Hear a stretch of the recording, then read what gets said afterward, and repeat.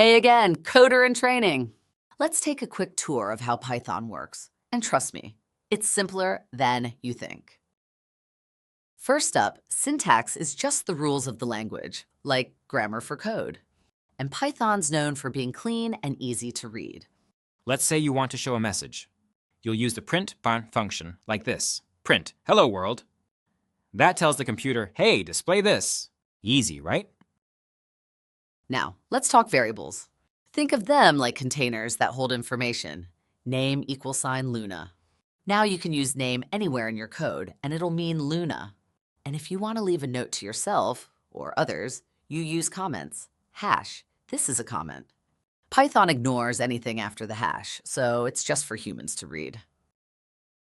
These are your coding basics, functions like print, smart variables, and helpful comments.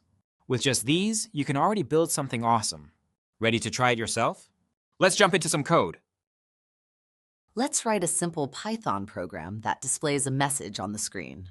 First, open in a browser the Programize online Python compiler and delete whatever code is there. Task: write a Python program that prints the message, "Hello, Geo," and check it out with a group discussion.